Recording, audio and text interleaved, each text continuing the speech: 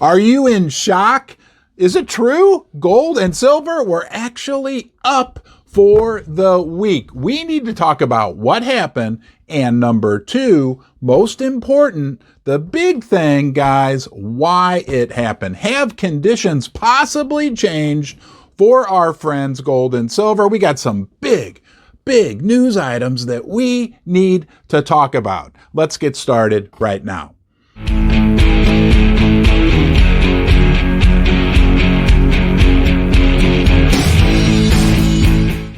Most important, welcome to the basement. I'm glad you're here. We're going to go on a little journey. We're going to talk about what happened. Then we're going to talk about kind of some general stories, big stories that went on geopolitically, in the economy, all that good stuff. But then we're going to talk about the two big deals that happened this week that could really be a sea change for the price of the precious metals. Let's start out by talking about gold for the week. Started at $16.50 per ounce, ended the week around $16.60 per ounce, up about 0.5%. Hey, we'll take it. Silver had a great week, starting at $18 per ounce, ending at $19.40 per ounce, up almost 8%. The GDXJ, the bellwether, the indicator overall for the mining sector, it had a good week also. Started at $27.75, went all the way up to $29.85, up about 7%. Now here's what's really important that we remember. Let's look at GDXJ for a second. It's currently at just under $30 per share.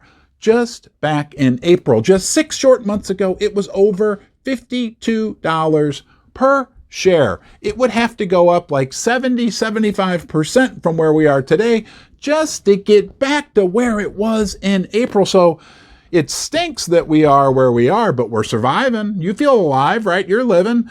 It has a long way to catch up just to get back to where it was. A ton of runway ahead of it, and these mining stocks right now appear to be presenting an excellent value. And when the price of the metals goes up, which we all believe that it will, the mining stocks could provide explosive returns. Do you have some money in the general markets as well? Well, the S&P 500 went up this week from 35.83 to 37.52. That's a 5% increase. Let's talk about the 10-year bond yield. It continues to climb. Started the week at 4%. If we told you that a year and a half ago, you may have had a heart attack. Started the week at 4% and is now sitting at 4.2%, wreaking havoc throughout the world. World central banks are freaking out. It's translating into like really super high 30-year mortgage rates, credit card rates. It is going to wreak havoc alone in the United States economy as well. And have you noticed that Bitcoin just doesn't seem to move anymore? It used to have these crazy fluctuations, and now, like this week, it was basically even for the week at $19,200 per Bitcoin.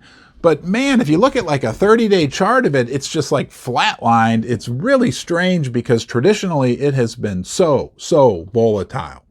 And do you like fancy words? Let's talk about inverse. The US dollar this week was down about 1%, went from about 113 to 112. There's an inverse opposite relationship between the value of the US dollar and the price of gold and silver. So when the dollar goes down even a little bit, like it did this week, the price of gold and silver go up. Now the dollar is near record high levels and it is causing problems everywhere. Trust me, the phone is ringing off the hook at the Federal Reserve because they're not answering my calls, and the White House from places around the globe complaining to the U.S. government that they need to stop this crazy aggressive monetary policy, which is causing a high dollar, killing gold and silver, but also causing much hardship for economies throughout the world.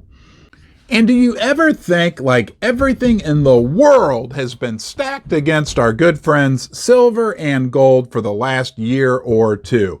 But it's important to remember, big money is buying gold and silver right now. That's what I'm hearing through all the big analysts. Like all the metal coming off the big COMEX exchanges and the LBMA vaults, big money is accumulating the metals right now. And we know, and I made another video about this, maybe you can watch it right here, that a ton of the metal is heading east. China, India, Russia, those BRICS countries that are the big developing economies in the world, should continue to be the big developing economies in the world over the next 50 years. They are sucking up a ton of precious metals from the West, from United States, from Europe. They're sucking it all in those Eastern countries. Do you like gold? Do you like silver? Do you like to analyze on a little deeper level what's going on in the world? Then you may have just found yourself a new home. You're always welcome here in Ron's Basement. You got plenty of friends here. If you enjoy my content, get some value, get some entertainment, you can subscribe right here. Turn on the little ring-a-ling-ding-a-ling bell notification. That way you'll get notified every time I put out a new video, which is every day. One day at a time, you get a new video from me. You got a friend for life. You're always welcome here. Leave a comment in the comment section below so we can learn from you, and we want to learn about you. Now let's get back to the video. How's the economy where you live? In the United States, we're getting horrible, horrible real estate numbers. We could go on for 30 minutes regarding the statistics that are coming out regarding the real estate market in the United States, obviously because of the high interest rates. Employment looks good, but Bank of America is predicting in the first quarter of next year, the U.S. economy will be shedding almost 200,000 jobs per month. Lines at the food banks are at records. Things just aren't looking really good here in the U.S. economy. The Philly Fed came out on Thursday saying that manufacturing activity has contracted for the second straight month. Things are getting a little dicey, and that may be prompting the Fed to make a little change in their stance. Let's talk about that right now. And that was the big story for us this week. The Fed appeared, I wouldn't say pivot, but we got some dovish news regarding the Federal Reserve. First, Nick Timiraos from the Wall Street Journal. He's the Fed whisperer.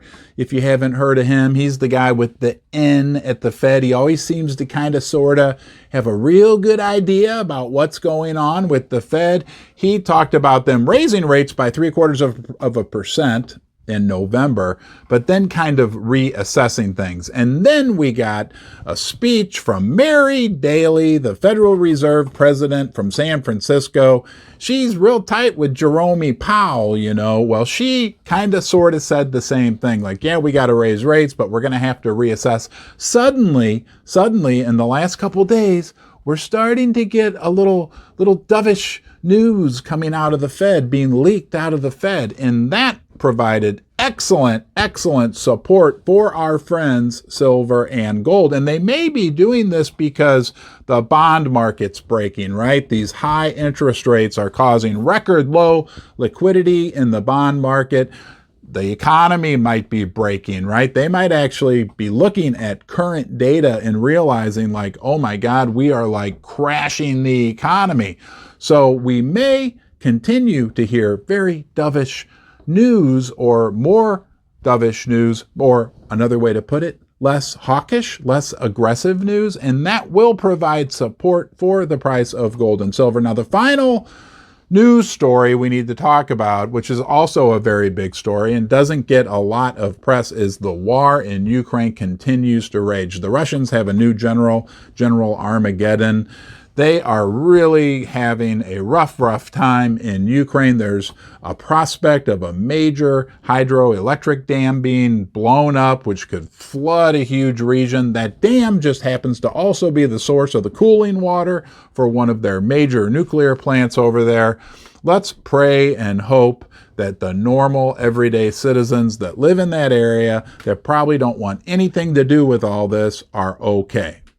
Thanks for coming with me on this little journey. It was a pretty good week overall. Let's hope for more optimistic news, good times for gold and silver as we head into the coming weeks and quarters. I'll be here every Saturday giving you the update. Until next time, you be well.